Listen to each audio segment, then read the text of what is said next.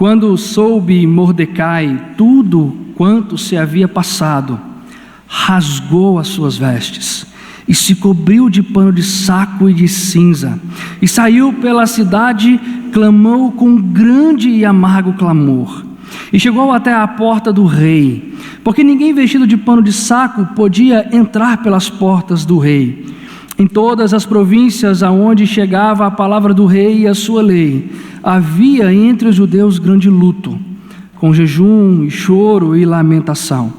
E muitos se deitavam em pano de saco e em cinza. Então vieram as servas de Ester e os eunucos e fizeram-na saber com o que a rainha muito se doeu. E mandou roupas para vestir a Mordecai e tirar-lhe o pano de saco, porém ele não as aceitou. Então Ester chamou a Ataque, um dos eunucos do rei, que este lhe dera para a servir, e lhe ordenou que fosse a Mordecai, para saber o que era aquilo e o seu motivo.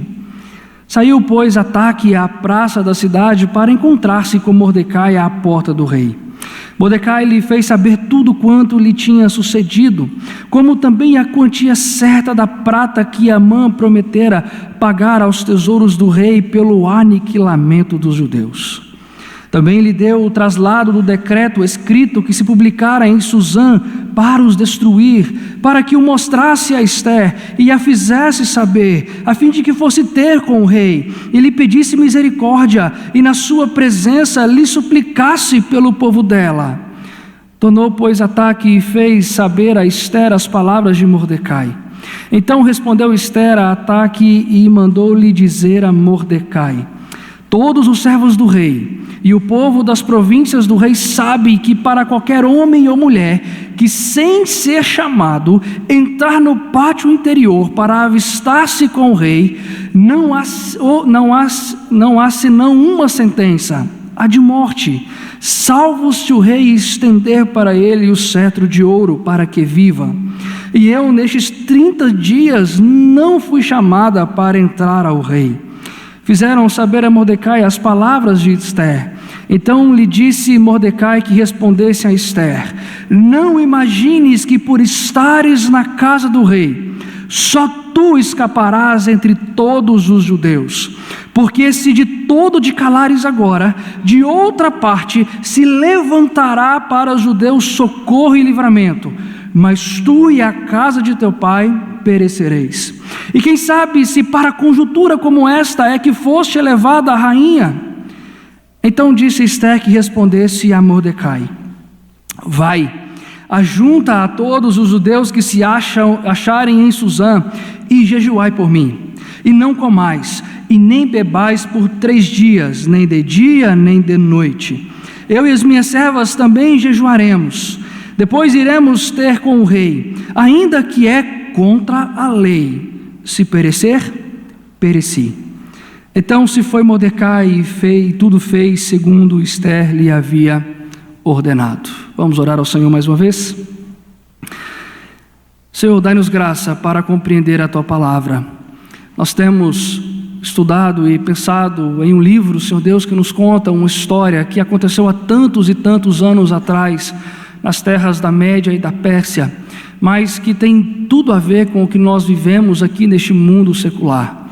Nós temos visto, Senhor Deus, os mesmos dilemas na nossa vida, no nosso cotidiano, e nós suplicamos ao Senhor, então, que continue nos dando graça para entender, e assim, Senhor Deus, vivemos nessa casa secular, quebrada pelo pecado, de uma forma que glorifique o Teu santo nome. Hoje, Senhor Deus, nós vamos ver e vamos aprender sobre o sofrimento, sobre como o Senhor está presente no sofrimento do seu povo, como nós devemos nos portar como o teu povo no sofrimento, nas perseguições, nas garras daqueles que odeiam ao Senhor, o Evangelho de Jesus e a tua igreja. Dai-nos graça, dai-nos sabedoria, dai-nos, Senhor Deus, intrepidez do teu Santo Espírito, que possamos entender, compreender e aplicar em nossa vida cotidiana. Nos abençoe e nos ajude, é a nossa oração em nome de Jesus. Amém.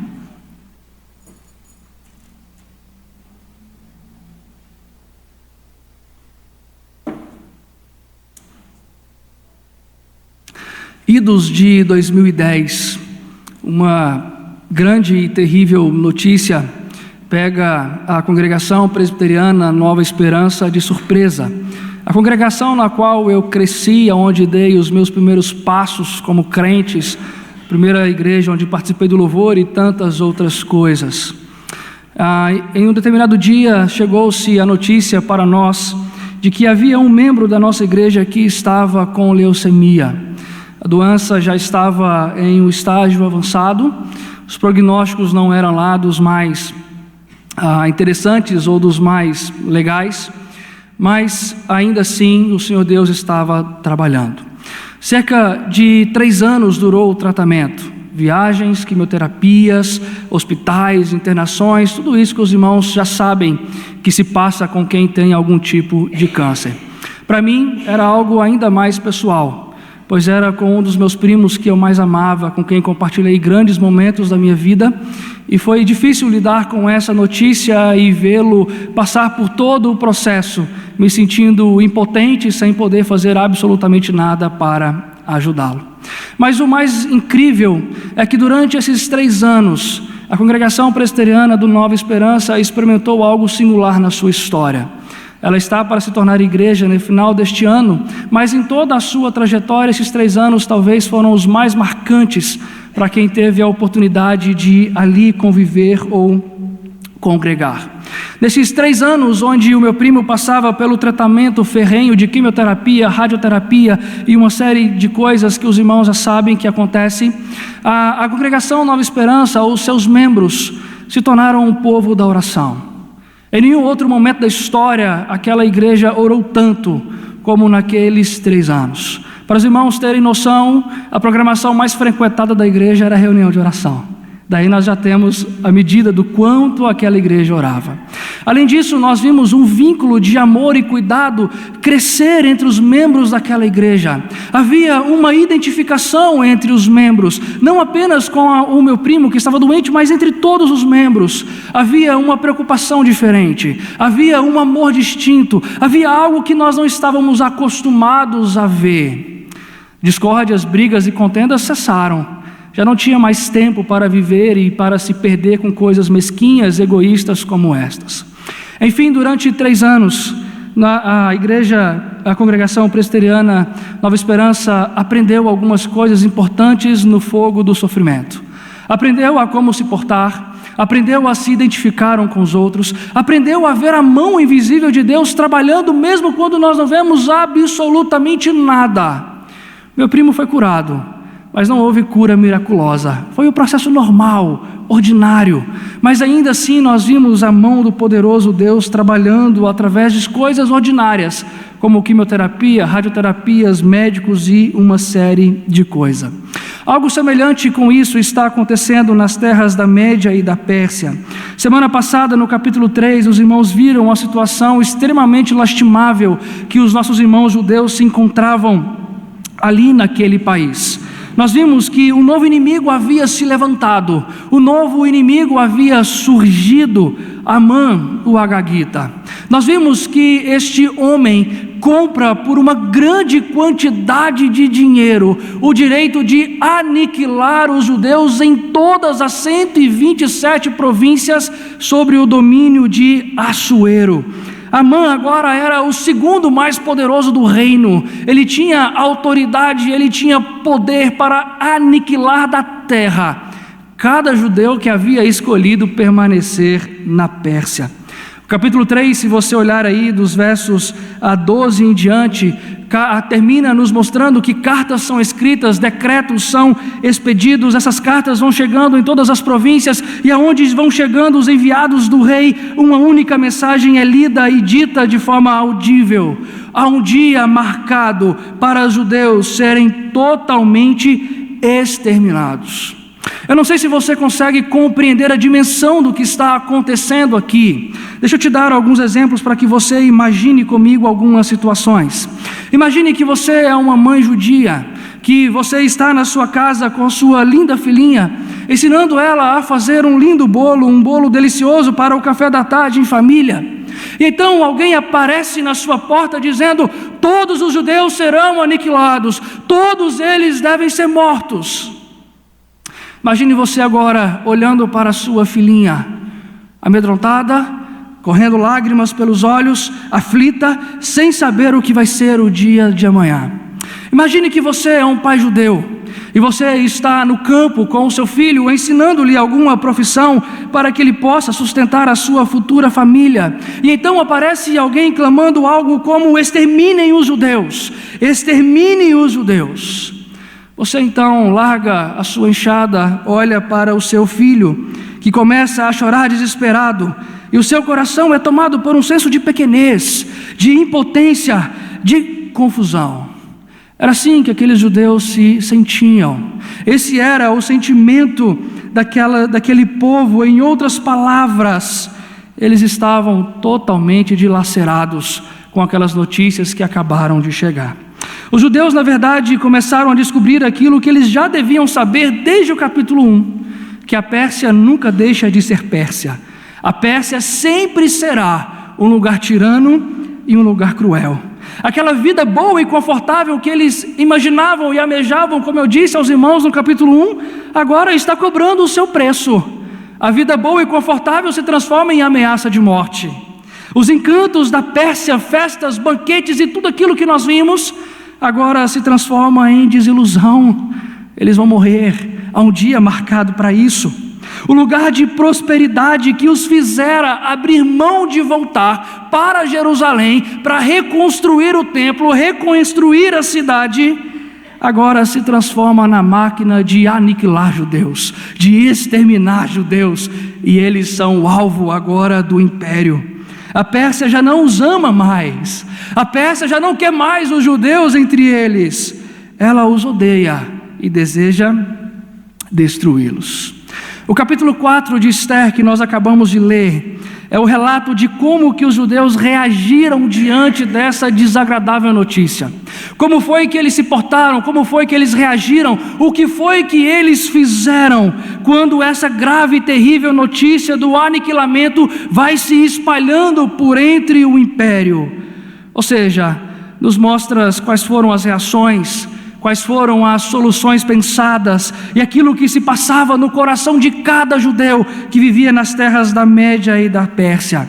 Além disso, há um propósito fundamental aqui que você não pode sair daqui sem entender. Esther capítulo 4 começa a nos mostrar de forma clara o agir invisível de Deus na vida do seu povo. Nós lemos o texto e você já sabe disso. O Senhor Deus não vai ser citado em nenhum texto, não há nenhuma referência a Deus.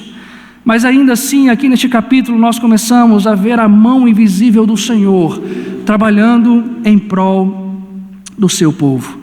Nesse sentido, Esther 4 é um manual que nos ensina a como reagir e a como lidar com a fúria dos nossos inimigos, daqueles que odeiam a igreja, daqueles que odeiam ao Senhor, daqueles que odeiam a Jesus e o seu evangelho, daqueles que estão buscando a destruição, o aniquilamento daqueles princípios, daqueles valores, das pessoas que defendem, que proclamam e vivem de acordo com a palavra do Senhor. Como que nós vamos lidar com eles? Como que nós vamos reagir diante das suas ameaças? Sendo assim, há três reações que precisamos tomar conhecimento quando somos afrontados por nossos cruéis e sanguinários inimigos. A primeira delas é estarmos unidos uns aos outros. A segunda delas é identificar-nos uns com os outros. E a terceira delas é confiarmos na mão invisível de Deus. Nós vamos começar pela primeira, entendendo que quando nós estamos sob o fogo dos nossos inimigos, precisamos estar unidos uns aos outros. Vou pedir aos irmãos que leiam todos juntos o verso de número 3. A palavra do Senhor assim nos diz: em todas as províncias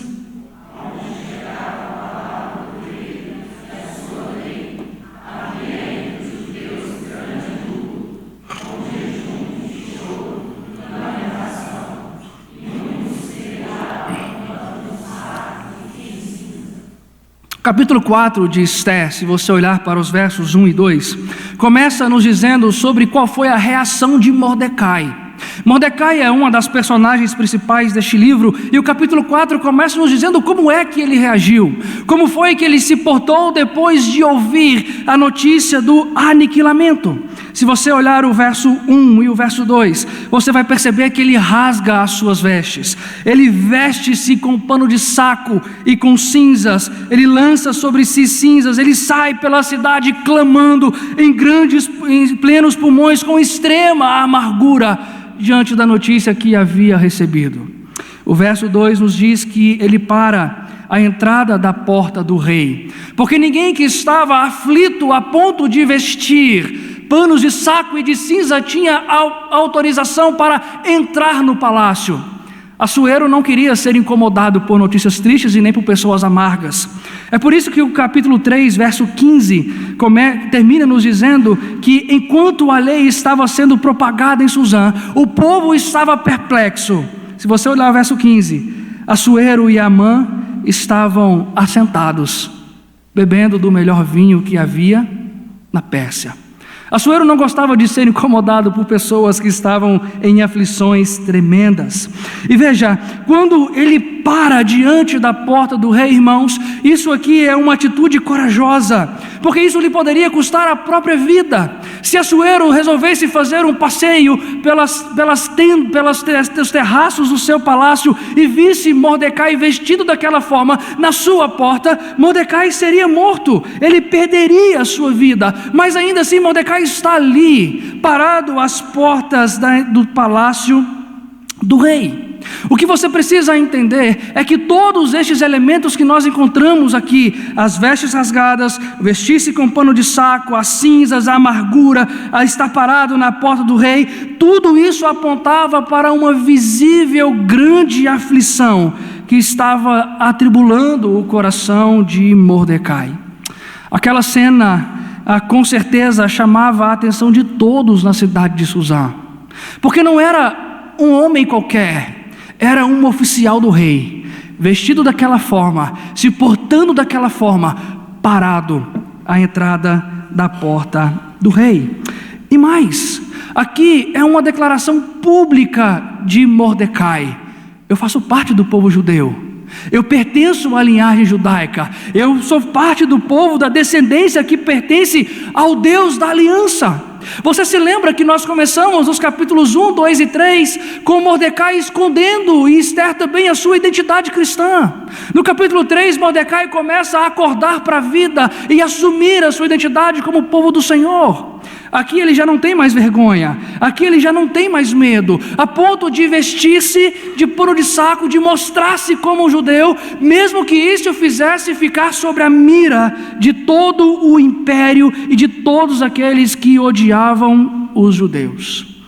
No verso 3, o texto passa de Mordecai para aquilo que estava acontecendo nas 127 províncias, onde o decreto do aniquilamento chegava entre os judeus. O verso 3 nos diz que havia grande luto, jejum, choro e lamentação. A situação era tão drástica e tão lastimável que muitos judeus também se deitavam em pano de saco e em cinza. E não é para menos, irmãos. Não há mais perspectiva de vida, de felicidade.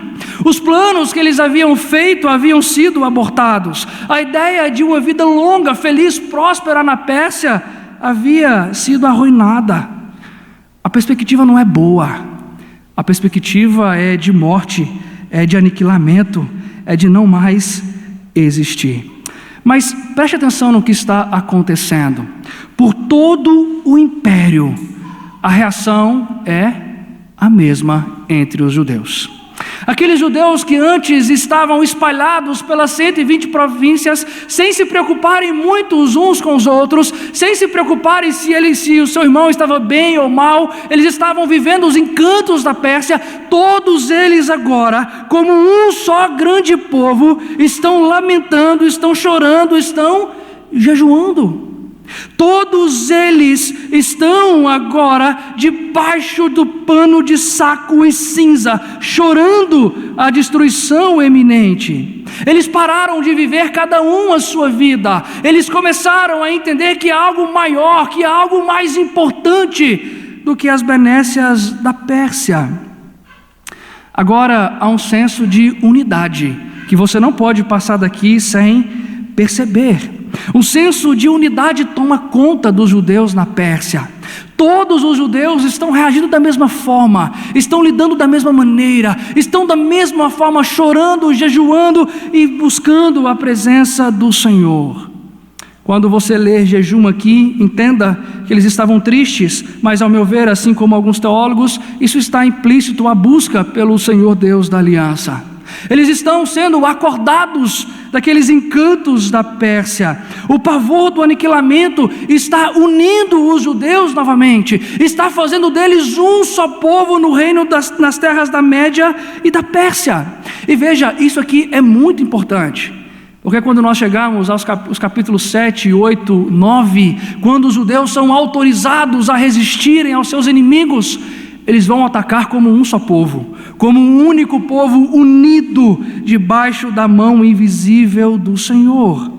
Na realidade, irmãos, aqui está acontecendo o oposto daquilo que às vezes é esperado e daquilo que acontece na nossa vida, no nosso mundo que nós vivemos. Via de regra, o sofrimento não une. Via de regra, o sofrimento separa, divide, ele não promove a unidade. Deixa eu te dar alguns exemplos para que você entenda. Pais que perdem filhos ainda na infância ou na adolescência, via de regra eles se separam, eles não conseguem mais viver juntos. Inclusive alguns ficam se acusando o resto da vida para saber quem é o culpado da morte do filho. Famílias que perdem seus bisavós ou avós, geralmente nunca mais celebram o Natal juntos. Cada um começa a celebrar em sua própria casa, da sua própria forma, porque o elo que ligava havia sido perdido. Irmãos se encontram muito menos durante a vida, quando Deus recolhe os seus pais. Cada um começa a viver a sua vida e já não há tempo mais para sentar à mesa, para relembrar as histórias do passado, mas com os judeus está sendo diferente. Não havia mais o senso de isolamento, não havia mais o senso de divisão. Agora, um senso de unidade estava sendo construído no coração daquele povo. E é justamente esta a primeira verdade que eu e você precisamos aprender nesta noite. O ódio dos inimigos, o ódio do mundo, o ódio de Satanás, o ódio do pecado, o ódio daqueles que odeiam a Cristo, o seu evangelho e a sua igreja, tem essa finalidade de nos separar, de nos distanciar, de fazer de nós um povo dividido em várias frentes, para que quando eles atacarem, a destruição seja mais fácil, o aniquilamento da igreja seja de uma forma mais tranquila do que eles imaginam. É por isso que Satanás usa todas as ferramentas possíveis para separar-nos uns dos outros: perseguições, opressões, afrontas, tudo para fazer com que nós percamos o elo que nos une. O mundo utiliza justamente dessas táticas para nos separar uns dos outros. Acusações falsas, rixas nascem, ciúmes começam a aparecer, contendas começam a dividir o povo do Senhor. O pecado trabalha astutamente para promover entre o povo de Deus a desunião. Uma palavra maldita, um acontecimento mal explicado, uma situação mal compreendida. O ponto aqui é este: os nossos inimigos sempre querem nos ver separados, sempre querem nos ver isolados. Não sei se você tem o hábito de assistir a programas de animais, mas via de regra, quando há um animal que está fora do bando, ele se torna uma presa fácil. Ele é rapidamente capturado, morto, e ele perde a sua vida. E é isso que o mundo quer. O mundo não quer você junto com seus irmãos. O mundo não quer nós, como povo do Senhor, unidos para nos levantarmos contra o mundo secular e batalharmos contra ele. É por isso que nós devemos preservar a nossa unidade como povo de Deus, custe o que custar, mesmo diante dos ataques dos nossos inimigos. Nós devemos unir-nos em oração em prol daqueles irmãos nossos que estão sendo perseguidos. Eu e você podemos cultuar, mas nesse exato momento a gente sendo perseguida, há irmãos nossos sendo mortos, e por eles nós devemos orar. Devemos unir-nos aos nossos irmãos que são alvo do ódio dos seus amigos, dos seus familiares, dos seus colegas de trabalho por amarem a Cristo e o seu evangelho. Devemos unir-nos aos nossos irmãos que estão sofrendo a perda de um ente querido. que perdeu e está batalhando contra a morte, o luto e a dor. Em outras palavras, irmãos, se for para chorar, que choremos juntos.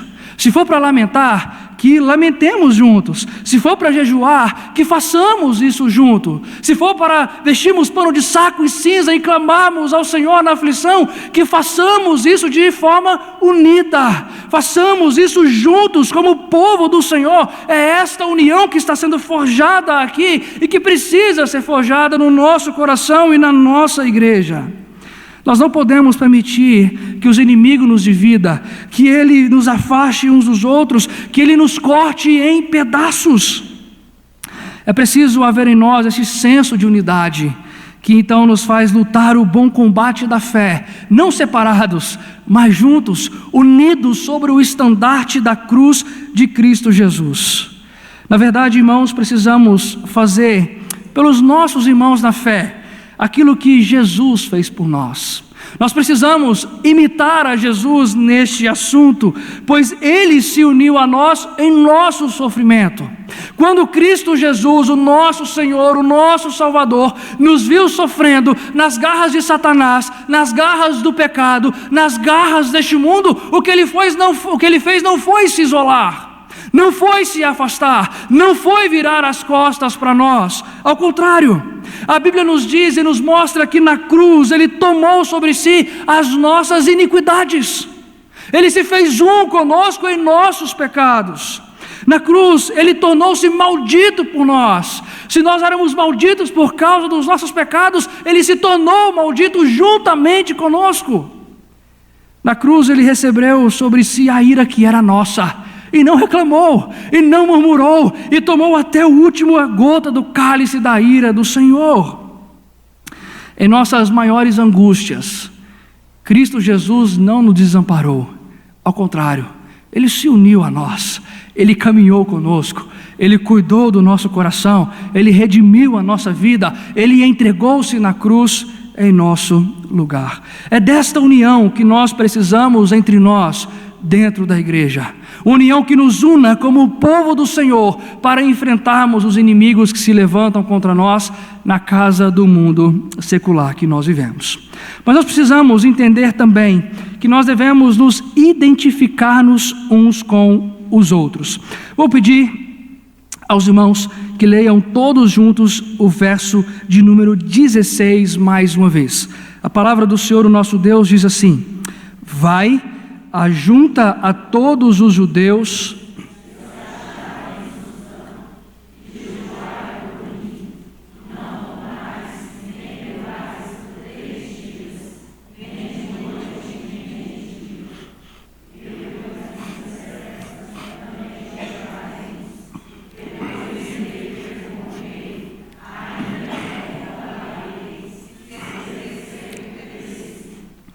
O texto bíblico continua a partir do verso de número 4, nos mostrando que em toda a Pérsia, em todas as 120 províncias, havia uma única judia que não sabia o que estava acontecendo.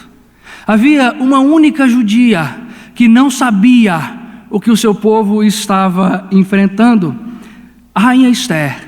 Ela está no trono, ela está dentro do palácio, ela está vivendo na casa de Assuero. Amã está andando pelos corredores, mas ela é a única judia que não sabe absolutamente nada do que está acontecendo com seu povo. E alguns detalhes nos mostram isso. Se você olhar a partir do verso 4, na conversa que ela tem com Mordecai, primeiro, por exemplo, quando ela fica sabendo que Mordecai estava vestido de pano de saco e cinza, ela não sabe a razão daquilo, ela não sabe o porquê, sendo necessário que ela envie a seus servos para saber o que é que está acontecendo. Se ela soubesse, irmãos, ela não precisaria perguntar a Mordecai o que é que estava acontecendo.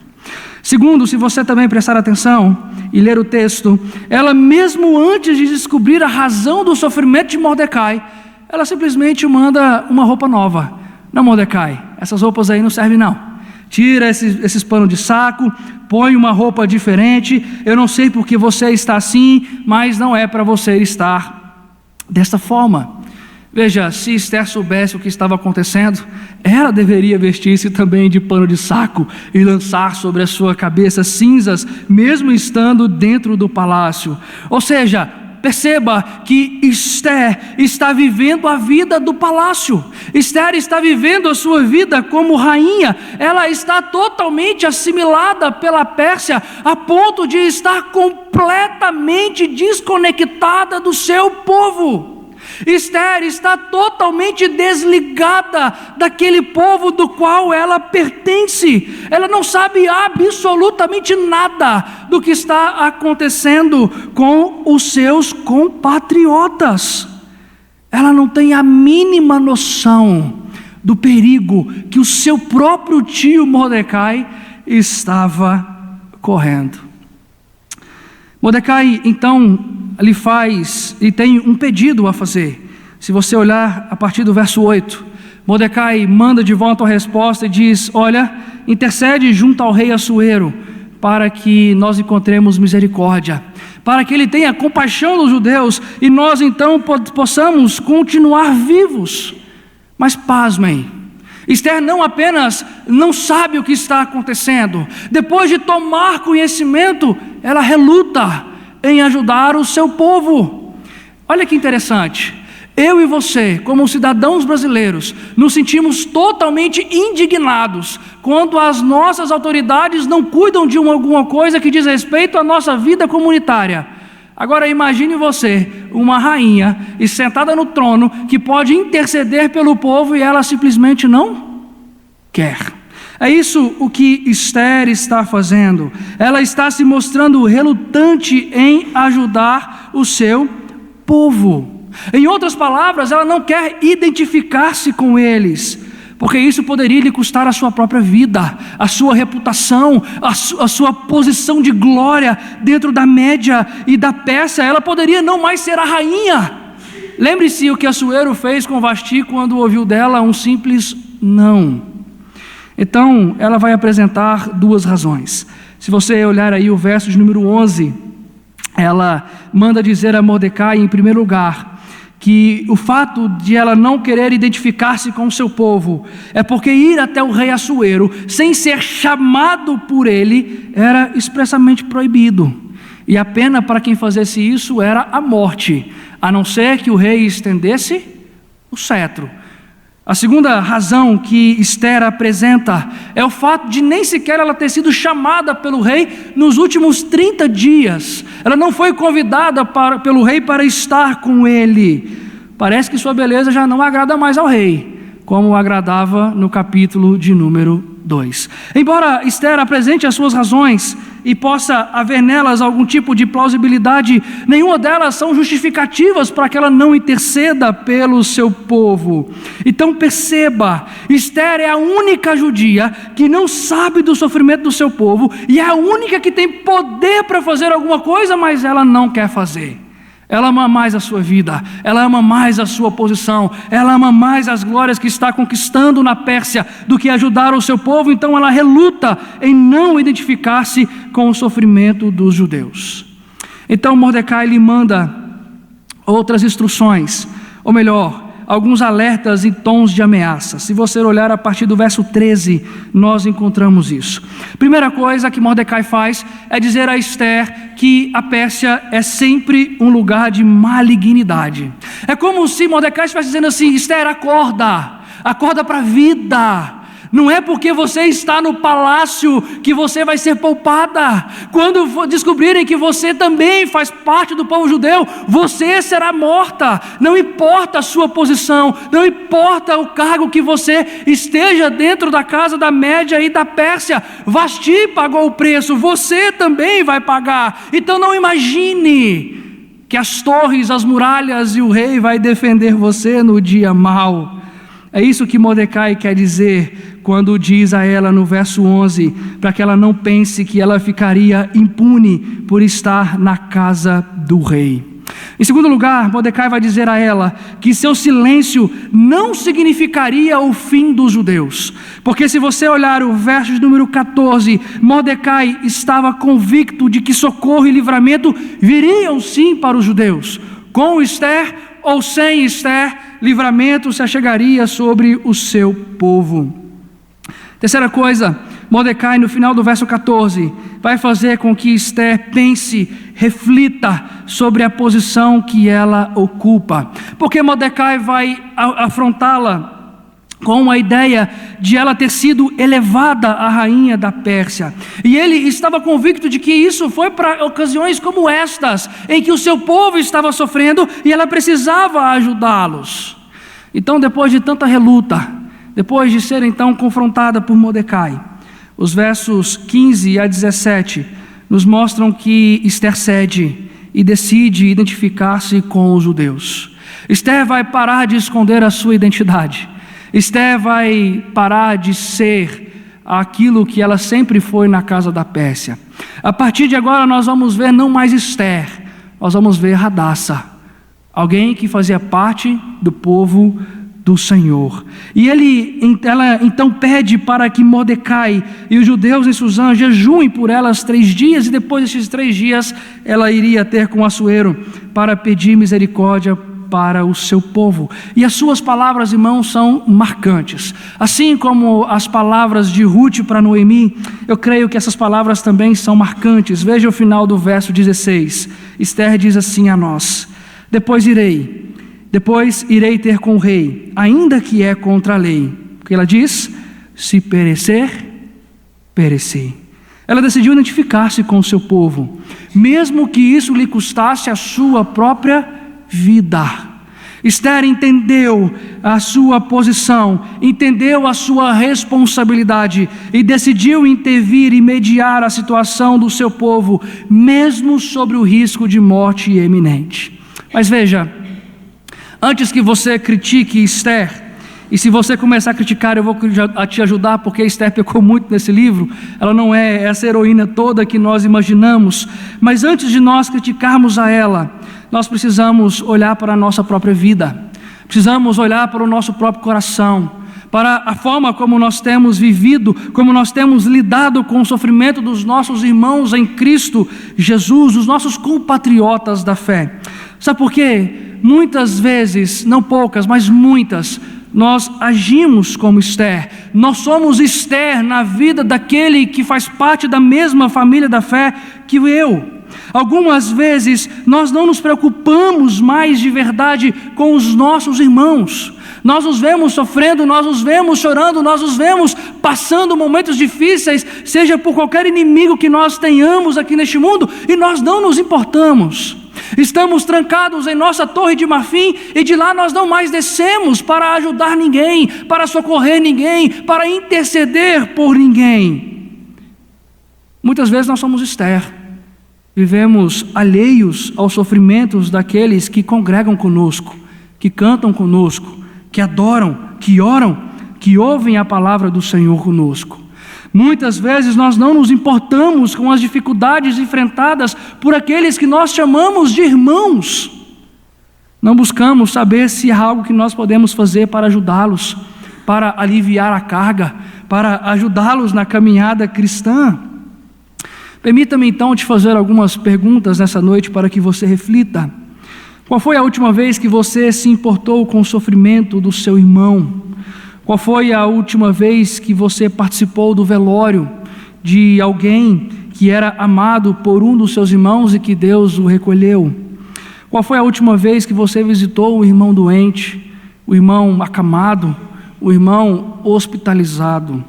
Qual foi a última vez que você se identificou, que você fez da dor do seu irmão a sua própria dor, a ponto de chorar com ele, de clamar com ele, de rasgar o coração juntamente com ele? Quando foi a última vez que a dor do seu irmão foi também a sua dor? E assim como Esther, provavelmente você deve agora estar levantando algumas desculpas para a sua consciência. Estou sem tempo agora, talvez amanhã ou depois. Está muito corrido, não deu tempo nem de fazer o que eu quero, quanto mais de socorrer o meu irmão. Nossa, essa semana eu estou tão atarefado que me esqueci de ver como os meus irmãos na fé que estão doentes estão passando.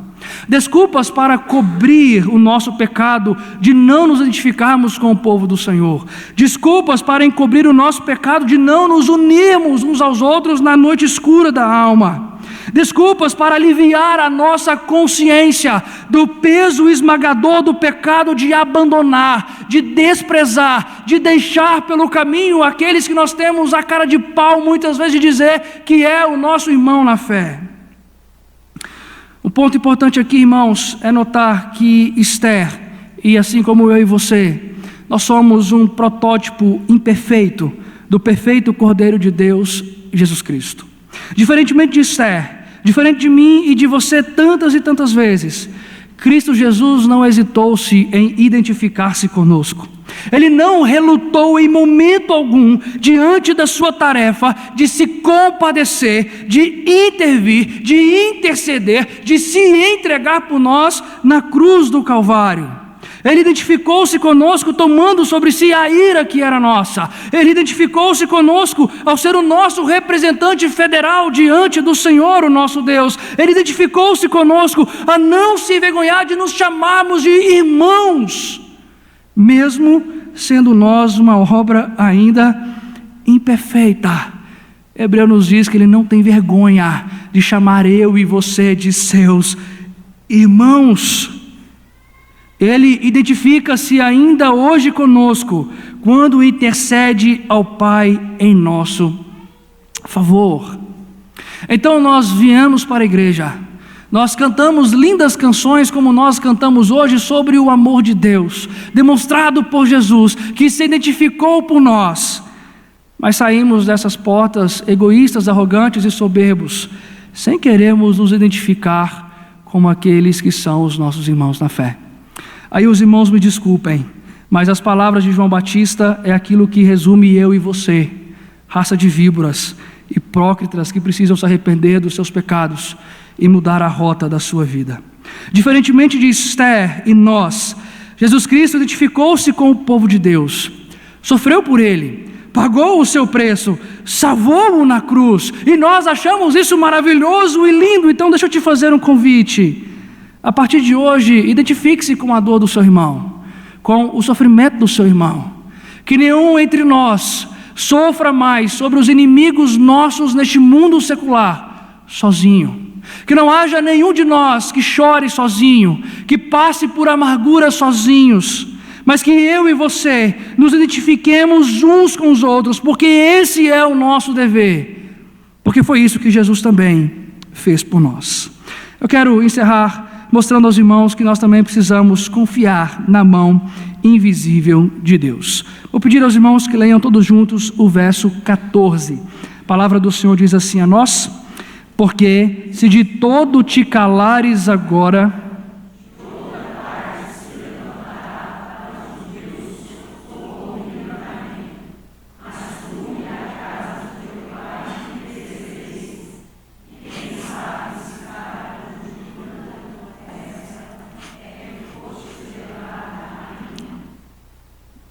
por fim, irmãos, estou convicto de que nós precisamos nos deter um pouquinho naquilo que nós estamos acostumados a chamar de teologia de Mordecai.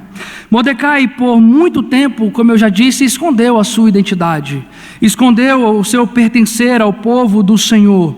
Porém, no capítulo anterior, isso está mudando. Mordecai está abrindo os seus olhos, o seu coração está sendo aberto, a sua vida começa a mudar, ele começa a identificar-se como servo do Deus Altíssimo. Mordecai está mostrando e demonstrando agora fazer parte do povo do Senhor. Ele já não tem mais vergonha, ele já não tem mais medo, ele já não tem mais receio de se revelar-se como alguém que faz parte do povo com o qual Deus fez uma aliança. É por isso que as palavras do verso 14 são importantes demais para nós, porque são nessas palavras que Mordecai nos mostra que ele está começando a se lembrar de quem é o Deus de Israel.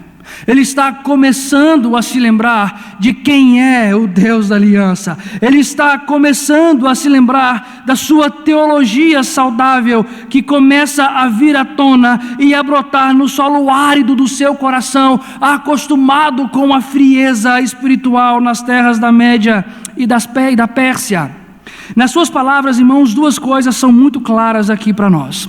A primeira delas é que Mordecai estava convicto de que livramento viria sobre o povo do Senhor. As suas palavras são as seguintes: porque se de todo te calares agora, de outra parte te levantará para os judeus socorro e livramento. Mordecai não tinha dúvidas, ele não tinha incertezas, ele estava convicto: o livramento vai chegar, o socorro vai acontecer. Esther, seja com você ou sem você, o Deus de Israel vai intervir.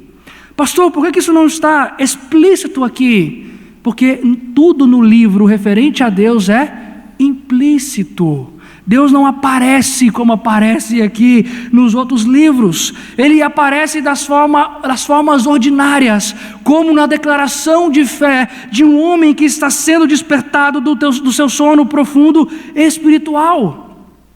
Talvez Mordecai tenha se lembrado de tantas outras histórias, momentos, ocasiões na vida do povo de Israel, que Deus interviu, foi se livrando o seu povo de situações calamitosas, como aquela que eles estavam passando.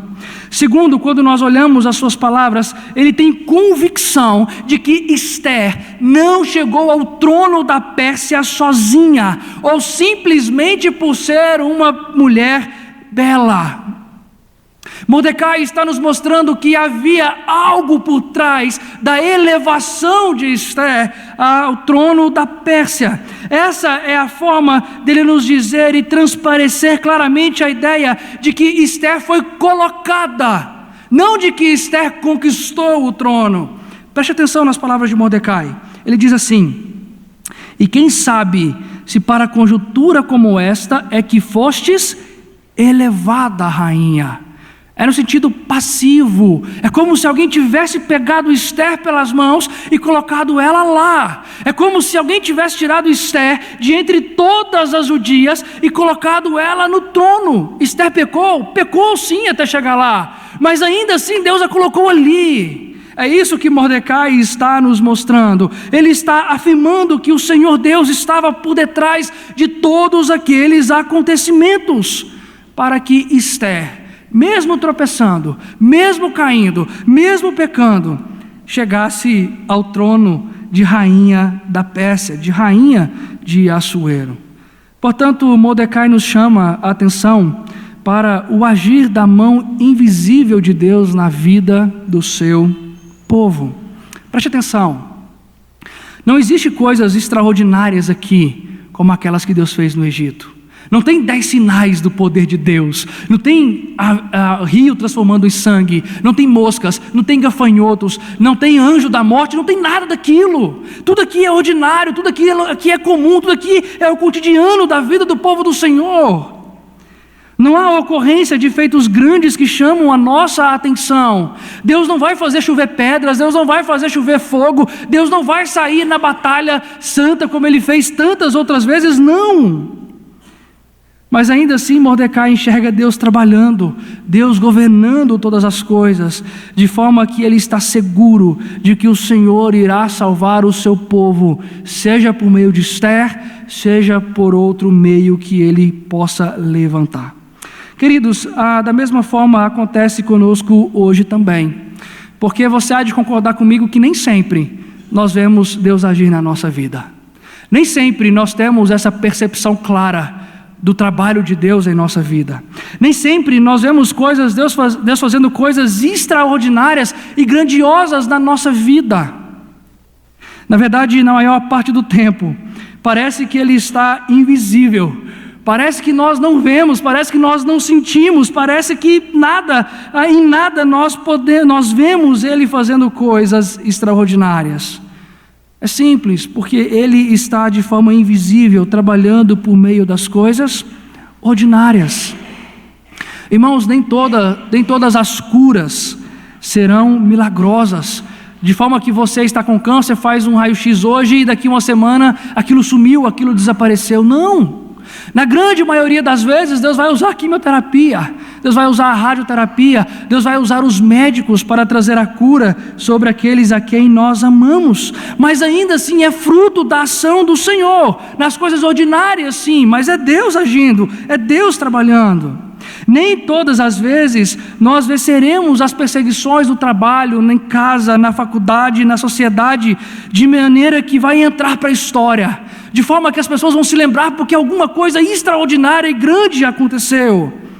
Muitas e muitas vezes, o Senhor simplesmente vai colocar alguém em um cargo de autoridade para dar um tempo de paz para aqueles que fazem parte do seu povo.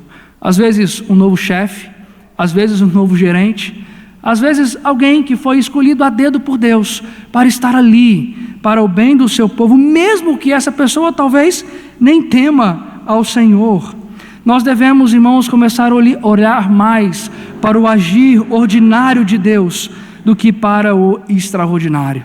Nós vivemos esperando o extraordinário e perdemos a beleza da mão invisível de Deus nas coisas ordinárias.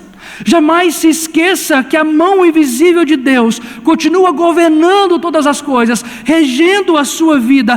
Tudo o que acontece neste mundo secular, as perseguições, as opressões, os dilemas, absolutamente tudo o que acontece na nossa história. Podemos não ver, podemos não sentir, podemos ter aquela sensação de que Deus não está fazendo nada. Porém, Ele continua trabalhando, agindo e governando em benefício do seu povo. Veja, os judeus não estavam sozinhos na Pérsia.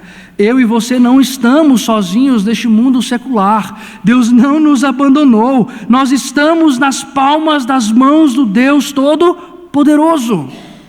Agora, querido irmão, para nós encerrarmos, tome consciência também que o lugar no qual Deus colocou você não é por mérito, não é porque você merece, não é porque você fez faculdade, porque você fez isso, porque você fez aquilo. Não. Para nós que somos crentes, não é simplesmente isso. Está muito além disso. Tome consciência hoje de que o lugar que você está, é Deus quem te colocou lá. É Deus que te colocou naquele exato lugar, seja um lugar alto ou um lugar baixo, seja nos tronos deste mundo, seja limpando a privada do seu serviço, não importa onde você está, o que você está fazendo, Deus é quem te colocou lá. É Deus quem escolheu aonde você estaria, é Ele que determinou que ali onde você seria um servo temente do seu nome. Esther descobriu isso e nós precisamos descobrir também, porque às vezes nós pensamos, não, quando eu estiver no lugar mais alto eu me atento para isso. Não, é quando nós estamos nos mais baixos que nós precisamos lembrar disso também. Deus nos põe no alto, Deus nos põe no baixo, Deus nos usa em ambas as situações. Então é sua responsabilidade compreender que Deus te coloca aonde deseja te usar. Esther entendeu isso, entenda isso você também. Aqui nós precisamos nos lembrar que há a nossa responsabilidade também. Esther queria fugir da dela, mesmo que a mão invisível de Deus estivesse conduzindo tudo. Eu e você não podemos cair no mesmo erro, não podemos simplesmente esquecer da nossa responsabilidade e culpar a Deus por tudo, não. Entenda que o Deus da mão invisível nos delega responsabilidades, nos delega tarefas, e é nosso dever honrá-lo em todas elas. Aonde Deus te colocar, em sua casa, no seu trabalho e na sociedade. Esther 4, então, irmãos, nos ensina como nós devemos reagir diante dos dilemas e dificuldades que enfrentamos à luz dos inimigos, daqueles que nos odeiam ferozmente.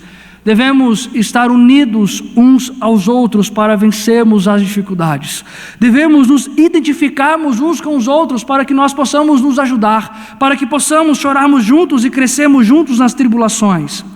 Devemos confiar na mão invisível de Deus, que governa tudo e todos, trabalha e age em todas as circunstâncias, mesmo que nós não a vejamos ou que nós não o sintamos. A minha oração é para que o Senhor Deus nos abençoe, nos guarde e nos dê sabedoria, porque viver assim, irmãos, não é fácil. Cumprir isso aqui não é fácil. É muito bonito falar, mas fazer é muito complicado. Que Deus assim nos dê graça, prudência e sabedoria. Nós vamos ficar de pé, nós vamos repetir o cântico que nós cantamos hoje, mais cedo, Estrela da Manhã, que nos lembra que este Deus a quem nós servimos governa tudo e todos.